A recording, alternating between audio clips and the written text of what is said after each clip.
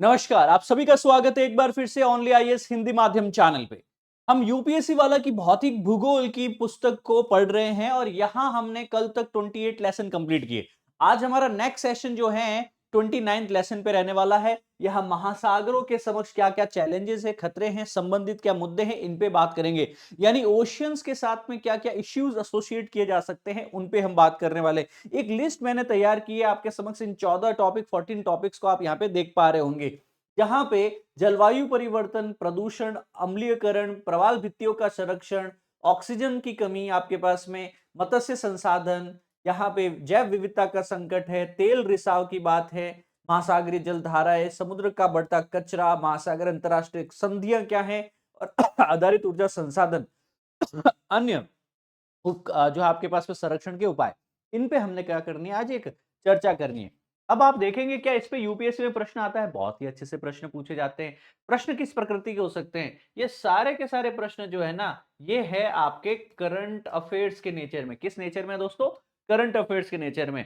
यानी कोई भी क्लाइमेट से रिलेटेड आर्टिकल रहेगा, कोई मरीन पॉल्यूशन का आर्टिकल है, कोरल रीफ ब्लीचिंग का आर्टिकल है, तो कुछ स्टेटमेंट स्टैटिक से आप एसोसिएट कर पाएंगे और कुछ पार्ट जो है आपका करंट से यहाँ पे एसोसिएट कर पाएंगे। तो इसको बहुत ही अच्छे से कवर करना है दोस्तों आपको। इस अगले 30-40 मिनट के डिस्कशन को सुनने के साथ-साथ में आपको एक थंब रूल बना लेना है कि इन सभी टॉपिक पे आपको ज्यादा नहीं 100 वर्ड्स 100 शब्दों का आपको क्या रखना है, आपके पास में लक्ष्य रखना है कि भाई मैं 100 शब्द इन सभी के ऊपर लिख पाऊं, बाकी 50 वर्ड 100 वर्ड और मैं करंट अफेयर से एसोसिएट कर पाऊं। ये टॉपिक सारे करंट से रिलेटेड हैं, सारे ही ट्रेंडिंग टॉपिक है, सारे ही वह चुनौतियां हैं जो महासागर से जुड़े हुए संबंधित मुद्दे हैं, issues associated with the ocean से। तो आइए पहला टॉपिक शुरू करते हैं आपके पास में महासागर के महत्व से।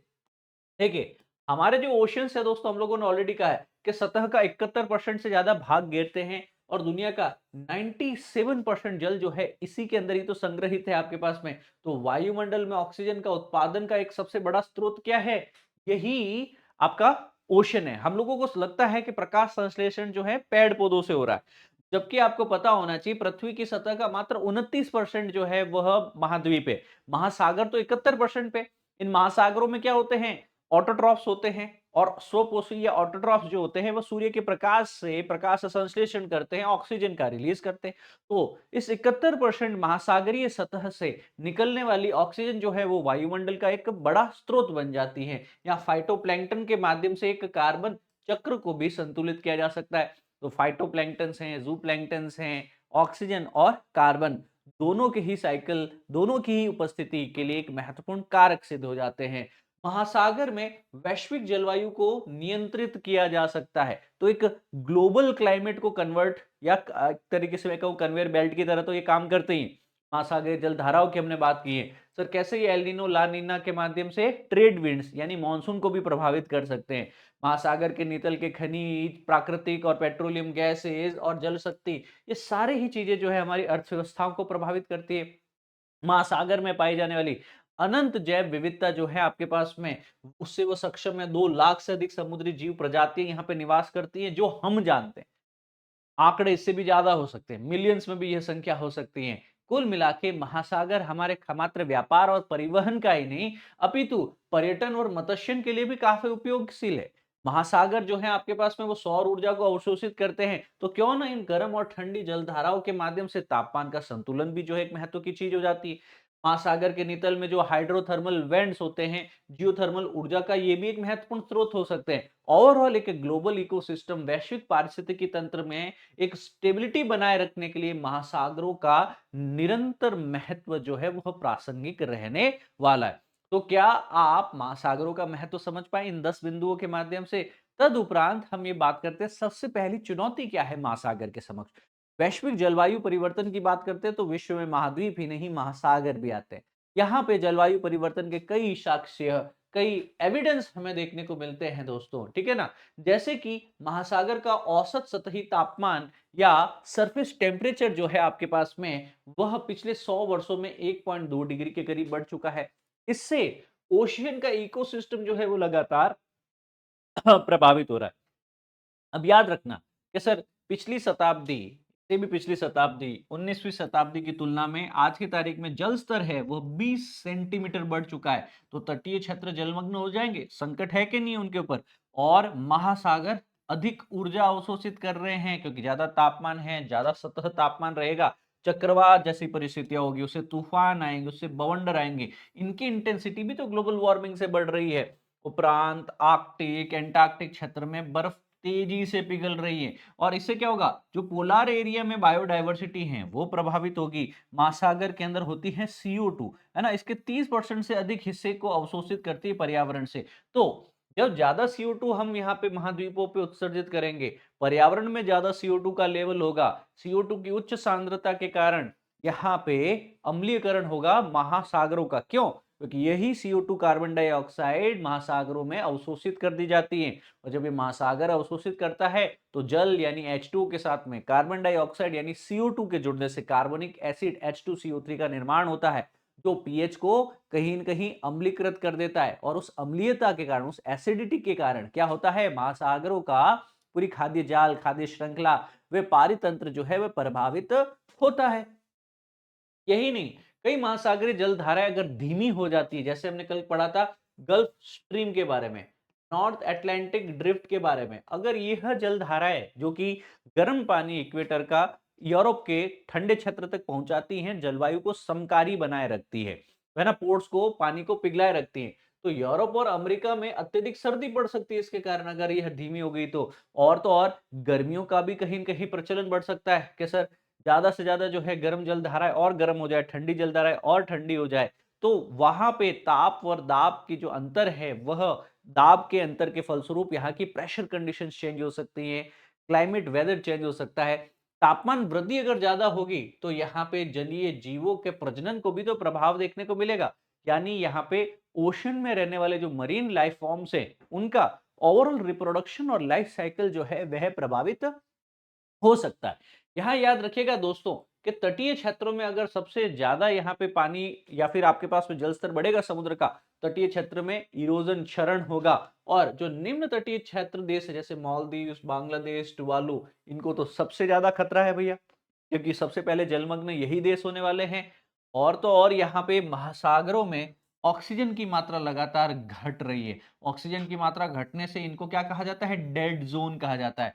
कोई भी जीव वहां नहीं देखने को मिलेगा। There is no living organism that exist in this place. और तो और एल नीनो लानिना की घटनाएं बढ़ रही है। एल नीनो लानिना हमने कल की क्लास में पढ़ा, ENSO El Nino southern oscillation के रूप में हिंद प्रशांत प्रशांत महासागर, दक्षिणी प्रशांत महासागर में। तो इनकी आवृत्ति और तीव्रता दोनों ही बढ़ रही है। जलवायु परिवर्तन का यह भी एक महत्वपूर्ण कारक ही तो है दोस्तों। सो चाहे ग्लेशियर्स का पिघलना हो तो तटीय क्षेत्रों में बाढ़ आ सकती है, तापमान में वृद्धि होगी तो समुद्री जल में फैलाव, तो जल स्तर बढ़ जाएगा, ग्राउंड वाटर का अत्यधिक दोहन होगा तो तटीय क्षेत्र जलमग्न हो सकते हैं, ध्रुवीय बर्फ में कमी आएगी तो यहाँ पे द्वीपीय देश डूब सकते हैं। तो ये सभी महासागरीय जल स्तर या सी लेवल राइज होने के प्रभाव हो सकते हैं। एल नीनो और ला नीना की घटनाएं जो है यह भी कहीं न कहीं हमारे जलवायु परिवर्तन को और ज्यादा तीव्र कर देती है। इसके आगे का जो एक चैलेंज है यह है पर्यावरण या महासागरीय प्रदूषण। जब हम महासागरीय प्रदूषण की बात करते हैं ना मित्रों, तो यहाँ पे मेरीन पॉल्यूशन जैसे कि प्लास्टिक बहुत ज्यादा यूज करते हैं। तो हर वर्ष हम लोग महासागरों में 1.5 करोड़ टन प्लास्टिक डाल के आ जाते हैं। और यह प्लास्टिक उसी महासागर के पारितंत्र, इकोसिस्टम, बायोडायवर्सिटी के लिए खतरे की घंटी है। हम टैंकर्स के माध्यम से, जल मार्ग के माध्यम से क्या लेके आते हैं, तेल लेके आते हैं। तो तेल कई बार टैंकर से उलट जाते हैं, रिसाव हो जाता है, एक्सीडेंट हो जाता है। तो इसके कारण एक डीप वाटर हॉराइजन बन जाता है। तेल रिसाव से 40 लाख बैरल तेल महासागर में गिर गया है अभी तक। और ये 40 लाख बैरल तेल जो महासागरों में फैला हुआ है ना, तो यह एक डीप वाटर हॉराइजन, एक लेयर की तरह फैला हुआ है पूरा समुद्र के अंदर। उस एरिया के इकोसिस्टम को, पीएच को, उस एरिया के जैव विविधता को पूरी तरीके से बर्बाद कर दिया। औद्योगिक अपशिष्ट, इंडस्ट्रियल वेस्ट कहीं और नहीं फेंकना चाहते तो आप जाके समुद्र में फेंका है। कई हैवी मेटल्स, भारी धातु है जैसे कि पारा, सीसा, आर्सेनिक, ये समुद्री जीवों के लिए जो है एक विष है। पर फिर भी आप इंडस्ट्रियल वेस्ट वहां जाके डंप करके आते हैं। एग्रीकल्चर अफवाह, आपके एग्रीकल्चर, आपके खेतों से, नदियों के माध्यम से होते हुए समुद्र तक जो पानी पहुंचता है, जिसे एग्रीकल्चर रन ऑफ कहते हैं, खेतों में यूज किया जाने वाला फर्टिलाइजर, उर्वरक, कीटनाशक जो है पेस्टिसाइड, ये हमारे महासागरों में जा रहा है। वहां पे न्यूट्रिशंस केमिकल की अधिकता के कारण यूट्रॉफिकेशन बढ़ता है, शैवाल, एल्गल ब्लूम वहां पे देखने को मिलता है। कई रेडियोधर्मी अपशिष्ट भी है आप जाके सीधा ही समुद्र में फेंक के आ जाते हैं। परमाणु संयंत्र जो समुद्र के क्षेत्र के निकट है, जापान का एग्जांपल ले सकते हैं, अन्य क्षेत्र के अंतर्गत जो परमाणु संयंत्रों के अवशेष महासागरीय पारिस्थितिकी तंत्र को धीरे धीरे नष्ट कर सकते हैं। दोस्तों, यहाँ पे जो पोत है उनका भी कचरा आपको पता होना चाहिए। पोत क्या है आपके पास में? पोर्ट्स इसको कहा जा सकता है, शिप्स इनको कहा जा सकता है। तो बड़े जहाज महासागर में ईंधन अवशेष, प्लास्टिक और अन्य हानिकारक तत्व छोड़ते हुए आगे बढ़ रहे हैं। खुले में सीवेज को प्रवाह कर दिया जाता है। कई विकासशील देशों में मल जल बिना किसी ट्रीटमेंट के सीधा महासागरों में छोड़ दिया जाता है, ठीक है ना? तो उसके अंतर्गत जो सीवेज डिस्चार्ज है उसको क्या नहीं किया जा रहा है, आपके पास में ट्रीट नहीं किया जा रहा है, सीधा ही उस गंदे पानी को क्या कर दिया जाता है, आपके समुद्र में छोड़ दिया जाता है, वहां के इकोसिस्टम को बर्बाद कर रहा है। माइक्रोप्लास्टिक आज की तारीख में महासागर में एक घुलने वाला प्लास्टिक है, बहुत ही छोटे छोटे कणों के रूप में समुद्र के जीवों के शरीर में जाके उनके स्वास्थ्य को भी प्रभावित कर रहा है। फलस्वरूप माइक्रोप्लास्टिक पॉल्यूशन भी बढ़ रहा है समुद्र में। ज्यादा पर्यटन कर रहे हैं लोग, क्रूजिंग में जा रहे हैं, तटीय क्षेत्र में जो है इनको गोवा वाले बीच पे बैठ के कचरा फैलाना है, तो यहाँ लोग कचरा छोड़ते हैं और पारिस्थितिकी तंत्र को समुद्र में प्रभाव पड़ता है इससे। सोनार एरिया देखो, रडार जैसे हवा के अंदर आने वाली मिसाइल और हवाई जहाजों को लोकेशन बता देता है। सोनार ऐसे ही समुद्र के अंदर, जल के अंदर जो भी आपके पास में सिचुएशन है, कितनी दूर से कौन सी आपके पास में सबमरीन आ रही है, कौन सी लोकेशन है टॉर्पिडोज की, तो सोनार अंदर की लोकेशंस को बताता है, जल के अंदर की। समुद्र के अंदर ये ध्वनि प्रदूषण ही तो कर रहा है, क्योंकि यहाँ पे भी तो इको साउंड्स के ऊपर ही निर्भर करता है। तो कई सारे हम सैन्य परीक्षण करते हैं, जहाजों की आवाजाही होती है, इससे समुद्री जीव विशेष रूप से व्हेल और डॉल्फिन पर काफी नकारात्मक प्रभाव पड़ता है, क्योंकि ये इको है ना, आपके पास में साउंड इको जो होता है ना, उसी से ही तो सुन पाती है आपके पास में। अब सोचिए, इनके लिए तो एक तरह का ये क्या है, साउंड पॉल्यूशन ही, साउंड पॉल्यूशन से कम तो है नहीं। आगे बढ़ने से पहले दोस्तों आपको जानकारी देना चाहूंगा संकल्प, टाइटन और प्रहार बैचेस की। यह बैचेस दोस्तों हिंदी और इंग्लिश दोनों में अवेलेबल हैं आपके पास में। इंग्लिश भाषा माध्यम में भी आप इसको यूज कर सकते हैं। एक नॉमिनल प्राइस पे आप इस कोर्स को ज्वाइन कर सकते हैं। यह बैच आपका सीटीआर बेस्ड होगा, और सीटीआर बेस्ड मतलब क्लासरूम के बाद प्रॉपर टेस्ट होगा और उसका रिवीजन करवाया जाएगा, ताकि आपकी तैयारी एक होलिस्टिक जो है मापदंड पे की जा सके। एट द सेम टाइम सारी क्लासेस के अंदर ही आपको जो है डेली एमसीक्यूज मेंस क्वेश्चन के साथ में एक जीएस की प्रॉपर ई बुक दी जाएगी। एडमिशंस ओपन है, अधिक इंक्वायरी के लिए इस नंबर पे कॉल कर सकते हैं, काउंसलिंग ले सकते हैं। डेमो क्लास के उपरांत एक नॉमिनल प्राइस पे करके साल भर के लिए इस फाउंडेशन बैच में आप लोग ज्वाइन कर सकते हैं। More than welcome, will do all academically professionally possible things to make sure कि आपका समय और ऊर्जा सही दिशा में प्रयोग किया जाए। दोस्तों, मूविंग फॉरवर्ड आपका एक टेलीग्राम हैंडल की जानकारी देना चाहूंगा, जगदीश जांगड़ सर पीडब्ल्यू। यह टेलीग्राम चैनल आप नाम सर्च करके या क्यूआर कोड को स्कैन करके ज्वाइन कर सकते हैं। याद रखिएगा, इस टेलीग्राम पे हम डेली करंट अफेयर जो सुबह में होता है 9 बजे इसी यूट्यूब चैनल पे, द हिंदी जो अपने ओनली आईएएस हिंदी माध्यम पे, उसकी जो है आपको तमाम जानकारी यहाँ पे मिल जाएगी, जैसे नोट्स हैं, कंटेंट है, पीडीएफ है, अपडेट्स है, ये सारी जानकारी यूपीएससी से रिलेवेंट सब यहाँ मिल जाएगा। मूविंग फॉरवर्ड, अब अगले चैलेंज प्रदूषण की बात करते हैं। क्या सर, जैव विविधता जो है आपके पास में वह घट जाएगी प्रदूषण होगा तो? मत्स्यन उद्योग जो है जहरीले रसायनों के कारण जो है मछलियां अनुपयोगी हो जाएगी। मछलियां आप ले तो जाओगे, पर वो मछलियां खुद ही क्या है, पॉइजनस है आपके पास में। मानव स्वास्थ्य के ऊपर बेसिकली देखा जाए तो कैंसर और अन्य बीमारियों का खतरा होगा, क्योंकि उन्हें खा के आप बीमार पड़ जाओगे। जलवायु परिवर्तन तो हो ही रहा है, क्योंकि विषैली गैसों का निर्माण महासागर में भी तो हो सकता है। आप क्या सोच रहे हो, मात्र 29% महाद्वीप लेकर के आप पूरे पर्यावरण को झटका दे सकते हो, तो महासागरों के पास में तो कितना है, 71% क्षेत्रफल है सतह का, है ना, पृथ्वी की सतह का। तो वो क्या कर सकते हैं, अगर वहां पे विषैली गैसों का निर्माण हुआ तो पूरा जलवायु परिवर्तन जो है वह नकारात्मक दिशा में चला जाएगा। इसके आगे ओशन एसिडिफिकेशन की हमने बात करनी है। महासागरों का अम्लीकरण क्या है, व्हाट इज ओशन एसिडिफिकेशन, सबसे इंपॉर्टेंट चैलेंज है आज की क्लास में, 5 स्टार इसको आप लिख सकते हैं दोस्तों। तो दोस्तों, ये जो ओशन एसिडिफिकेशन वाला मामला है, इसमें हमारे वायुमंडल की कार्बन डाइऑक्साइड जो है पानी में घुल जाती है, यानी CO2 का 30% से अधिक जो जो भाग है वो कहीं न कहीं हमारे ओशंस में ही एब्जॉर्ब कर दिया जाता है। जब ऐसा हुआ CO2 जल में घुल जाती है तो कार्बोनिक एसिड यानी H2CO3 बनाती है, इससे समुद्र का पीएच जो है वो आपके पास में कम हो जाता है, एसिडिक हो जाता है। तो 200 वर्षों में महासागर का एवरेज पीएच 8.2 से घट के 8.1 हो गया। अगर ये 7 या उससे नीचे चला गया ना दोस्तों, तो ओशियन के अंदर शायद ही कोई जीव बच पाएगा। आपके पास में ओनली एसिडिक नेचर के जीव ही बच पाएँगे, बाकी सारे खत्म हो जाएँगे। धीमी बहुत ही प्रक्रिया है आपके पास में, इसलिए आपको ज़्यादा प्रभाव हाथों-हाथ देखने को नहीं मिलता है। बट याद रखना, पिछले 200 वर्षों के अंदर 0.1 पीएच कम हो जाना पूरे महासागरों पे ओवरऑल औसत तरीके से बहुत ही खतरनाक सिग्नल है।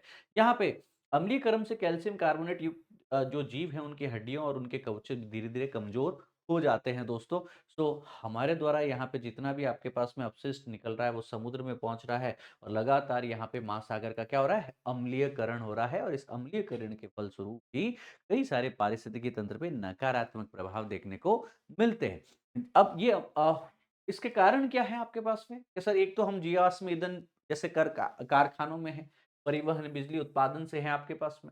औद्योगिक प्रदूषण के कारण जो धुआँ निकल रहा है, ग्रीन हाउस गैसेस, वनों की कटाई हो रही है आपके पास में, तो वायुमंडल में अधिक CO2 बची है, वो इस महासागरों में जाकर के घुल जाती है। ठीक है ना? अब इस अम्लीयकरण का प्रभाव क्या होगा? देखिए, सबसे पहले तो जो कोरल रीफ्स हैं, वो कोरल रीफ कैल्शियम कार्बोनेट बनाती हैं, तो उसकी कमी से प्रवाल भित्तियाँ कमज़ोर हो जाएगी। समुद्री जीव संकट में होंगे, आपके पास में उनकी हड्डियाँ कमज़ोर हो जाएगी एसिड से। और मत्स्यन उद्योग, क्योंकि मछलियों का आहार में बदलाव होगा, उनका अस्तित्व खतरे में आ जाएगा और मत्स्यन उपभोग उद्योग बर्बाद हो जाएगा। खाद्य श्रृंखला तो प्रभावित होगी कि समुद्री जीवों की कमी होगी, तो पूरी खाद्य श्रृंखला असंतुलित हो जाएगी और मानव स्वास्थ्य ऑब्वियसली इस जहरीले समुद्री उत्पाद को खाने से हम मनुष्यों को भी नुकसान होने वाला है दोस्तों। तो क्या उपाय है? किस तरह अम्लीकरण से बचा जा सकता है महासागर में? सर आप कम से कम ग्रीन गैसेस का उत्सर्जन करें, स्वच्छ ऊर्जा स्रोतों की तरफ आगे बढ़ें, कार्बन कैप्चर तकनीक के माध्यम से वायुमंडल की CO2 को अवशोषित करें, ताकि कम CO2 वायुमंडल में है तो कम अवशोषित होगी महासागर द्वारा, तो अम्लीकरण कम होगा। जैव विविधता के संरक्षण में हम प्रवाल भित्तियों के लिए और मछलियों के लिए प्राकृतिक आवास है, उनकी रक्षा करें। बनती कोशिश हमें ब्लू इकोनॉमी पे काम करना चाहिए कि महासागरों का सतत प्रयोग करें, ना कि उनका नकारात्मक दृष्टिकोण से कोई दोहन करे। अब आगे का टॉपिक प्रवाल भित्तियों की बात करता है, कोरल रीफ की बात करता है, कोरल रीफ डिग्रेडेशन की बात करता है। तो महासागरों में सबसे समृद्ध पारिस्थितिकी तंत्र में से एक कौन-सा तंत्र है आपके पास में? कोरल रीफ है दोस्तों। अब कोरल रीफ जो है ना दोस्तों आपके पास में, उसमें होता है कैल्शियम कार्बोनेट, है ना? CaCO3। समुद्री जैव विविधता का बहुत ही महत्वपूर्ण स्थान होता है। समुद्रों के तूफानों से तटीय तट की पूरी रक्षा करता है, मत्स्यन के लिए, पर्यटन के लिए काफ़ी इम्पोर्टेंट एरिया हो जाता है। अब ये धीरे-धीरे इसका क्षरण हो रहा है, क्यों हो रहा है? जलवायु परिवर्तन से तापमान बढ़ रहा है, उससे कोरल ब्लीच हो रही है आपके पास में और समुद्र के अंदर प्रदूषण हो रहा है, जैसे कृषि और जो हमारी इंडस्ट्रीज़ है, इसका कचरा वहाँ पे जाकर के इसको नुकसान पहुँचाता है कोरल रीफ को। तेल रिसाव से हो, चाहे डायनामिट फिशिंग से हो, ट्रॉलिंग जैसी गतिविधियों से प्रवाल भित्तियाँ पूरी मर जा रही है। जब आप ओवर टूरिज़्म भी कर रहे हैं, तो प्रवाल भित्तियों को छूने, काटने, नष्ट करने से भी प्राकृतिक वृद्धि इनकी जो है वह रुक सी जाती है। प्रभाव ऑब्वियसली जैव विविधता में कमी होगी, तटीय क्षेत्र में बाढ़ आएगा, इरोजन ज़्यादा होगा, मत्स्य उद्योग नकारात्मक प्रभावित होगा और पर्यटन उद्योग को भी आर्थिक नुकसान होगा भविष्य में। अब संरक्षण के लिए क्या करोगे? तो सबसे पहले तो आप ग्रीन हाउस गैसेस के उत्सर्जन को कम करो, ताकि पर्यावरण प्रदूषण या परिवर्तन कम से कम हो। क्या आप यहाँ पे मरीन प्रोटेक्टेड एरियाज क्रिएट कर सकते हैं? इस एरिया के अंदर किसी भी प्रकार का बाह्य जो हस्तक्षेप है उसको रोका जा सकता है। यहाँ पे टिकाऊ पर्यटन को बढ़ावा देना चाहिए आपके पास से, ताकि पर्यावरण अनुकूलित हो आपके पास में पर्यटन। कृत्रिम प्रवाल भित्तियाँ, आर्टिफिशियल कोरल रीफ बनाई जाए, ताकि उनको बेस, उनको आधार बना करके नेचुरल ग्रोथ वहाँ पे प्रवाल की, कोरल्स की करवाई जा सकती हैं।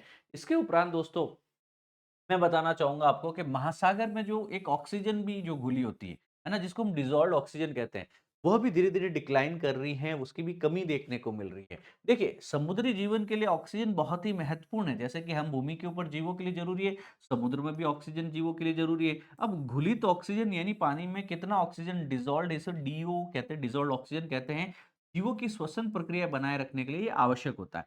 अब महासागर में कई सारे डेड ज़ोन्स हैं, डेड ज़ोन में यहाँ पे जो है सबसे इम्पोर्टेंट चीज़ कि डिसॉल्व्ड ऑक्सीजन जितनी चाहिए उस थ्रेशोल्ड, उस सीमा से काफ़ी नीचे या फिर अनुपस्थित होती हैं। अब ये क्यों हुआ? जलवायु परिवर्तन और औद्योगिक प्रदूषणों के कारण महासागर में लगातार ऑक्सीजन की मात्रा घटती है और कई ऐसे डेड ज़ोन्स क्रिएट हो सकते हैं। उसके कारण के फलस्वरूप देखा जाए तो महासागरों का तापमान लगातार बढ़ रहा है। जब तापमान बढ़ेगा तो ऑक्सीजन घुलने की क्षमता को कम कर देता है। यूट्रॉफिकेशन यानी नाइट्रोजन और फास्फोरस जैसे पोषक तत्व जो कीटनाशक में, जो कि फर्टिलाइजर में और अन्य कृषि और उद्योग अपशिष्ट से महासागरों तक पहुंच रहे हैं। पोषक तत्व जब महासागर में ज्यादा होंगे तो समुद्र में शैवाल एल्गल ब्लूम आएगा और यही एल्गी जो है ऑक्सीजन को प्रयोग कर जाएगी, बाकी के जीवों के लिए ऑक्सीजन नहीं बचेगा। यानी यूट्रॉफिकेशन होना, एल्गल ब्लूम का होना भी ऑक्सीजन की खपत को बढ़ा देता है, बायोलॉजिकल ऑक्सीजन डिमांड बढ़ा देता है। डिसॉल्व्ड ऑक्सीजन जो अन्य जीवों के लिए उपस्थित हो पाए वह कम हो जाती है। आप जरूरत से ज्यादा फिशिंग भी करेंगे तो खाद्य श्रृंखला में असंतुलन होगा और जीवों की आबादी पर प्रभाव पड़ेगा। यहाँ पे गहरे समुद्र में जल प्रवाह की अगर कमी देखने को मिले, यानी समुद्र के अंदर जो पानी का सर्कुलेशन, संचरण जो है वो महासागरीय जल धाराओं से होता है। अगर इन जल धाराओं में बदलाव होता है तो इससे भी ऑक्सीजन का सही प्रवाह रुक सकता है। तेल और गैसों का जो निष्कर्षण हम करते हैं, वो है ना, आपके पास में ऑफशोर ड्रिलिंग के माध्यम से महासागरों के नितल पे, वहां भी ऑक्सीजन जो है वो सामग्री प्रभावित हो सकती है। ओवरऑल आपके पास में इसके नकारात्मक प्रभाव में जैव विविधता में कमी होगी, मत्स्य उद्योग पे नकारात्मक प्रभाव, खाद्य श्रृंखलाएं नकारात्मक प्रभावित होगी, समुद्र में अम्लीयता और बढ़ सकती है दोस्तों। सो ओवरऑल आपके पास में महासागर में ऑक्सीजन की कमी क्या है, क्यों होती है, प्रभाव क्या है, ये आपके क्लियर हो जाने चाहिए। अब इसके उपाय क्या हो सकते हैं? इसके उपाय के लिए हम वही बात है, CO2 carbon dioxide green house कम यूज करो। कृषि उत्पत्तियाँ टिकाऊ हो ताकि कम से कम यूट्रॉफिकेशन हो, कम से कम यहाँ पे जो है एल्गल ब्लूम हो।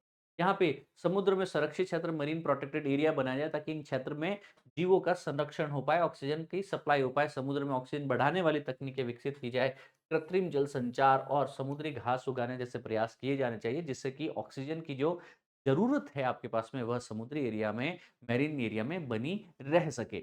अब जो मत्स्य संसाधन है आपके पास में, उसमें मछली को ज़रूरत से ज़्यादा भी अगर आप पकड़ने की कोशिश करेंगे, है ना, ओवर फिशिंग करेंगे, यह भी एक है खतरा।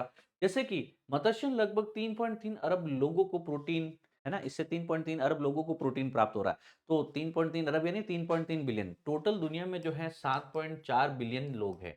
7.4 बिलियन लोगों में से 3.3, लगभग आधी आबादी जो है ना दोस्तों, वो फिशिंग से प्रोटीन प्राप्त करती है। प्रोटीन हमारे शरीर के अंदर एक इंपॉर्टेंट न्यूट्रिएंट, एक न्यूट्रिशन के रूप में कार्य करता है। वैश्विक अर्थव्यवस्था में एक महत्वपूर्ण हिस्सा है। लोगों को रोजगार तो मिलता ही है, एट द सेम टाइम मत्स्य गतिविधियां महासागरियों का इकोसिस्टम भी तो बनाए रखती हैं।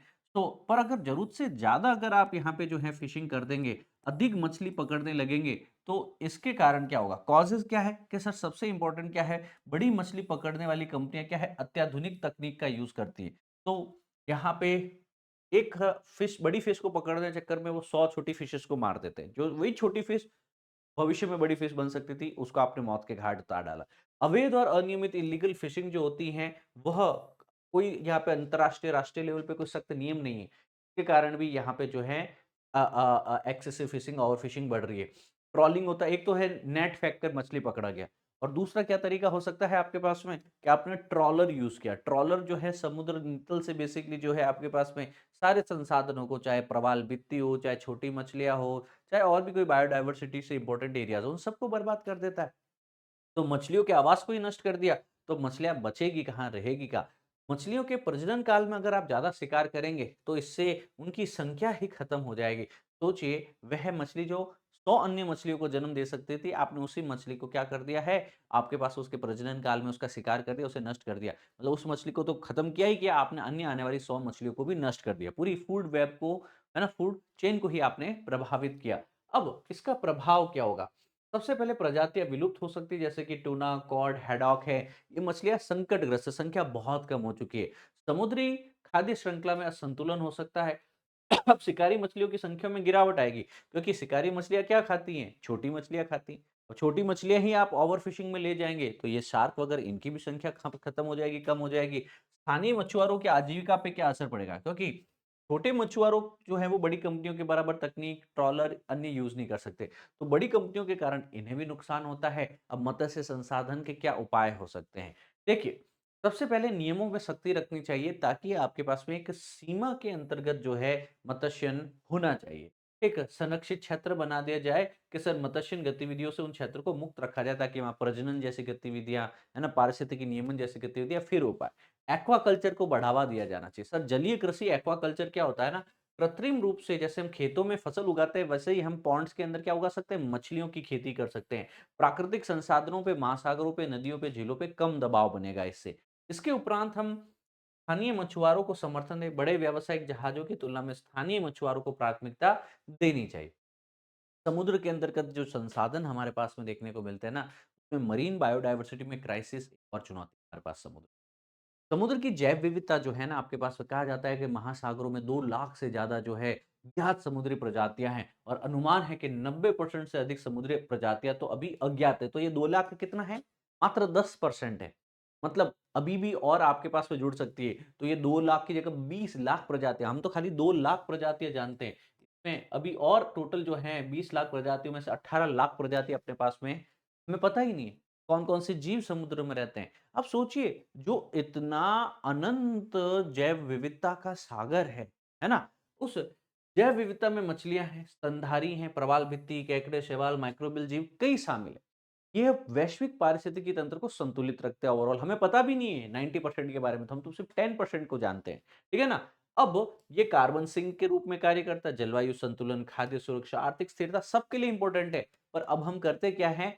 जलवायु परिवर्तन हो, सागरीय अम्लीकरण हो, ओवरफिशिंग हो, पॉल्यूशन हो, तटीय विकास या अतिक्रमण हो, चाहे जैव विविधता या फिर गैर कानूनी जो शोषण किया जाता है, इन सब चीज़ों के कारण बायोडायवर्सिटी का ह्रास होता है। जब मैं कहता हूँ बायोडायवर्सिटी यानी number of animals and the species, है ना? तो जितने भी फ्लोराज़ है, फौनाज़ है, जो मेरीन हैं, जो समुद्री हैं, जो महासागर में रहते हैं, उनकी संख्या में लगातार कमी आ रही है। उनकी कहीं न कहीं जो है आपके पास में वो विलुप्ति के कगार पे आ चुके हैं।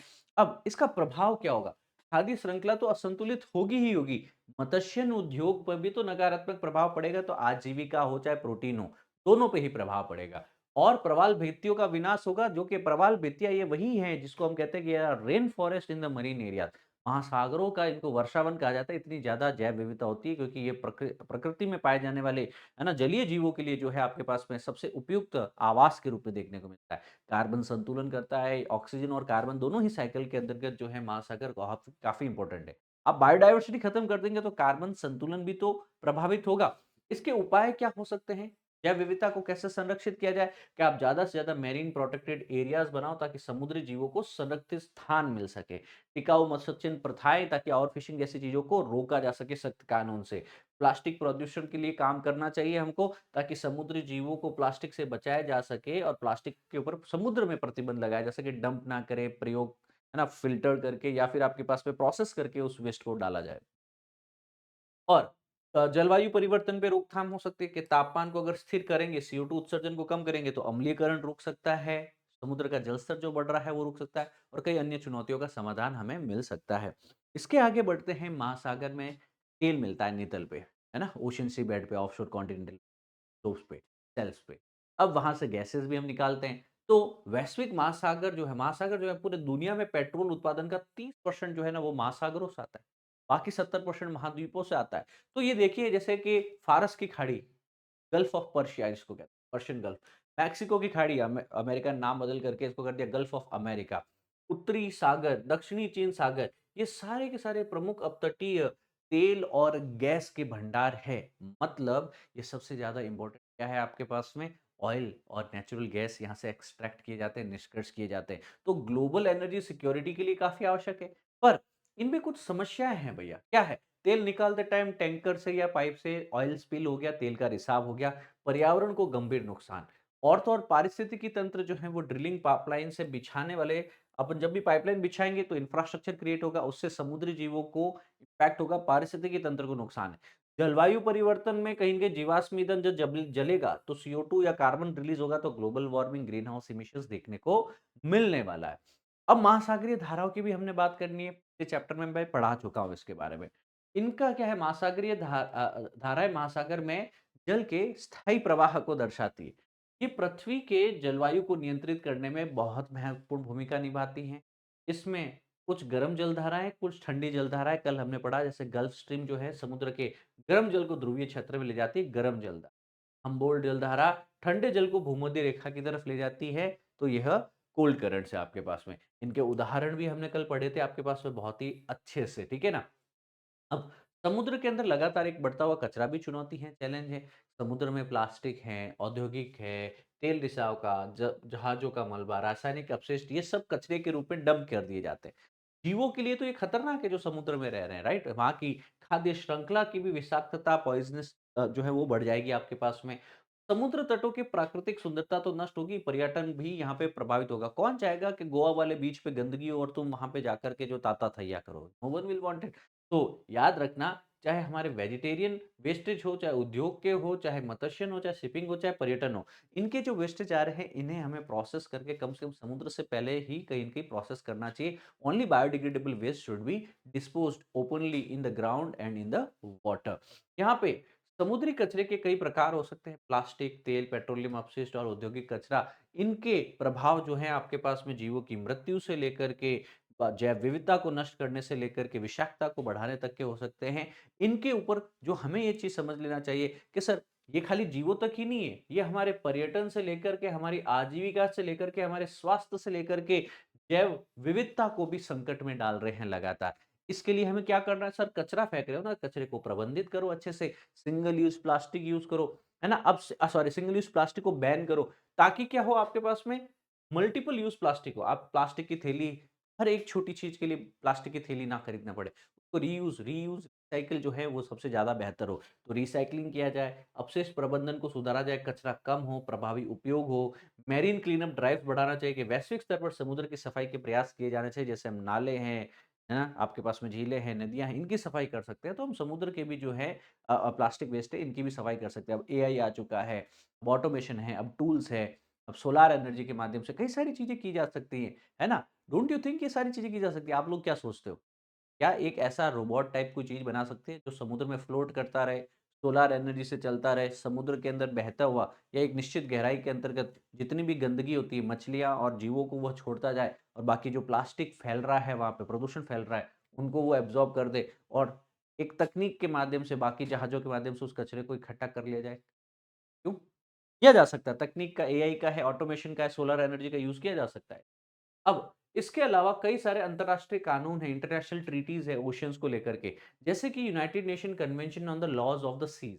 अब इसमें 1982 में हम महासागरों के सतत उपयोग के लिए हमने नियंत्रित किया कि कहाँ तक राष्ट्र का आपके पास में जो है हक होगा, इंटरनल वाटर कहाँ पे है आपके पास में, अनन्य आर्थिक क्षेत्र, एक्सक्लूसिव इकोनॉमिक ज़ोन ईईज़ेड कहाँ तक है, कहाँ पे हाई सीज़ होगा, है ना? इसके अलावा मैरपोल करके एक और कन्वेंशन है, international convention for prevention of pollution of the ship from ships. तो जो भी जहाज़ों से पॉल्यूशन प्रदूषण होता है उसके लिए कौन-सा संधि है? आपका मार्पोल संधि है। कब साइन किया गया? 1973 में। समुद्री प्रदूषण को रोकने के लिए जो जहाज़ों से कॉज़ होता है। CBD convention on biological diversity खाली स्थलीय नहीं जलीय जीवों के भी संरक्षण की बात करता है 1992 में। अर्थ समिट में समुद्री जैव विविधता को संरक्षित करने के लिए भी यह कन्वेंशन, यह संधि लागू होती है। अब ये तीनों ही इम्पोर्टेंट संगठन है, इसकी जानकारी भी आपने अच्छे से होनी चाहिए। बाकी कल की क्लास में हमने ज्वारीय, लहरी और ओटीएसी एनर्जी के बारे में अच्छे से जानकारी ले रखी है। ओवरऑल हमारा लक्ष्य क्या है पता है? कि हम ब्लू इकोनॉमी पे काम करें, मरीन प्रोटेक्टेड एरियाज़ पे काम करें, प्लास्टिक पॉल्यूशन को कम करना है, समुद्री पारिस्थितिकी तंत्र की रक्षा करनी है और जलवायु परिवर्तन के ऊपर रोकथाम के लिए काम करना है। रोकथाम मतलब आपके पास में एडप्टेशन, मिटिगेशन जो है, रेज़िलियंस जो है, इस पे हमने धीरे-धीरे काम करना है। अब हम इस टॉपिक के निष्कर्ष पे आ चुके हैं कि भाई हमारे मानव अस्तित्व, जलवायु, जैव विविधता के लिए बहुत आवश्यक है महासागर। महासागरों को बचाना है तो वैश्विक स्तर पे एक कलेक्टिव एफर्ट्स लगाने होंगे और महासागर के संरक्षण के लिए हमें ब्लू इकोनॉमी, रिन्यूएबल एनर्जी और इंटरनेशनल ट्रीटीज का बहुत ही प्रभावी रूप से प्रयोग करना होगा। स्थानीय समुदायों को सशक्त बनाना होगा, वैज्ञानिक शोध, रिसर्च बढ़ानी होगी ताकि महासागरों की रक्षा कर सके। ओवरऑल एक सस्टेनेबल मैनेजमेंट के माध्यम से सिर्फ सरकारें ही नहीं अपितु हर व्यक्ति की भागीदारी, जन भागीदारी आवश्यक है ताकि इस ग्लोबल कॉमन्स की रक्षा की जा सके, इन्हें सहेजा जा सके।